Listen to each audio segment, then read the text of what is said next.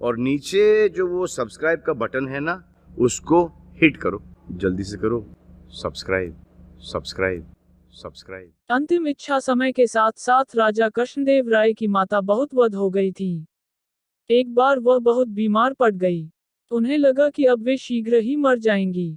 उन्हें आम से बहुत था, इसलिए जीवन के अंतिम दिनों में वे आम दान करना चाहती थीं। सो उन्होंने राजा से ब्राह्मणों को आमों को दान करने की इच्छा प्रकट की। वह समझती थी कि इस प्रकार दान करने से उन्हें स्वर्ग की प्राप्ति होगी। सो कुछ दिनों बाद राजा की माता अपनी अंतिम इच्छा की पूर्ति किए बिना ही मृत्यु को प्राप्त हो गईं। उनकी मृत्यु के बाद राजा ने सभी विद्वान ब्राह्मणों को बुलाया और अपनी मां की अंतिम अपूर्ण इच्छा के बारे में बताया। कुछ देर तक चुप रहने के पश्चात ब्राह्मण बोले, यह तो बहुत ही बुरा हुआ महाराज, अंतिम इच्छा के पूरा न होने की दशा में तो उन्हें मुक्ति ही नहीं मिल सकती। वे प्रेत योनि में भटकती रहेंगी। महाराज, आपको उनकी आत्मा की शांति का उपाय करना चाहिए। तब महाराज ने उनसे अपनी माता की अंतिम इच्छा की पूर्ति का उपाय पूछा। ब्राह्मण बोले, उनकी आत्मा की शांति के लिए आपको उनकी पुण्यतिथि पर सोने के आमों का दान करना पड़ेगा। अतः राजा ने मौ की पुण्यतिथि पर कुछ ब्राह्मणों को भोजन के लिए बुलाया और प्रत्येक को सोने से बने आम दान में दिए। जब तेनालीराम को यह पता चला, तो वह तुरंत समझ गया कि ब्राह्मण लोग राजा की सरलता तथा भोलेपन का उठा रहे हैं। सो उसने उन ब्राह्मणों को पाठ पाने की एक योजना बनाई। अगले दिन तेनालीराम ने ब्राह्मणों को निमंत्रण पत्र भेजा। उसमें लिखा था कि तेनालीराम भी अपनी माता की पुण्यतिथि पर दान करना चाहता है, क्योंकि वह भी अपनी एक अधूरी इच्छा लेकर मरी थी। जब से उसे पता चला है कि उसकी मां की अंतिम इच्छा पूरी न होने के कारण प्रेत योनि में भटक रही होंगी, वह बहुत ही दुखी है और चाहता है कि जल्दी उसकी मौ की आत्मा को शांति मिले। ब्राह्मणों ने सोचा कि तेनालीराम के घर से भी बहुत अधिक दान मिलेगा, क्योंकि वह शाही विदूषक है। सभी ब्राह्मण निश्चित दिन तेनालीराम के घर पहुंच गए। ब्राह्मणों को स्वादिष्ट भोजन परोसा गया।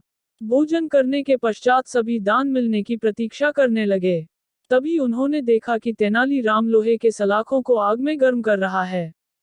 पूछने पर तेनालीराम बोला, मेरी मां फोड़ों के दर्द से परेशान थी।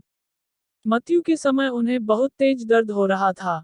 इससे पहले कि मैं गर्म सलाखों से उनकी सिकाई करता, वह मर चुकी थी। अब उनकी आत्मा की शांति के लिए मुझे आपके साथ वैसा ही करना पड़ेगा, जैसी कि उनकी अंतिम इच्छा थी। यह सुनकर ब्राह्मण बौखला गए।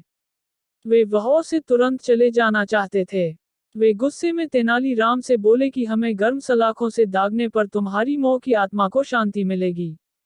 नहीं महाशय, मैं झूठ नहीं बोल रहा।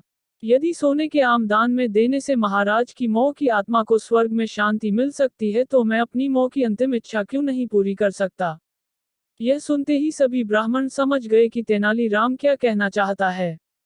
वह बोले, तेनालीराम, हमें क्षमा करो। हम भी सोने के आम तुम्हें दे देते हैं। बस तुम हमें जाने दो। तेनालीराम ने सोने के आम लेकर ब्राह्मणों को जाने दिया, परंतु एक लालची ब्राह्मण ने सारी बात राजा को जाकर बता दी। यह सुनकर राजा क्रोधित हो गए और उन्होंने तेनालीराम को बुलाया। वे बोले, तेनालीराम, यदि तुम्हें सोने के आम चाहिए थे, तो मुझसे मांग लेते। तुम इतने लालची कैसे हो गए कि तुमने ब्राह्मणों से सोने के आम ले लिए। महाराज, मैं लालची नहीं हूँ, अपितु मैं तो उनकी लालच की प्रवृत्ति को रोक रहा था। यदि वे आपकी मौ की पुण्यतिथि पर सोने के आम ग्रहण कर सकते हैं, तो मेरी मौ की पुण्यतिथि पर लोहे की गर्म सलाखें क्यों नहीं झेल सकते। राजा तेनालीराम की बातों का अर्थ समझ गए। उन्होंने ब्राह्मणों को बुलाया और उन्हें भविष्य में लालच त्यागने को कहा।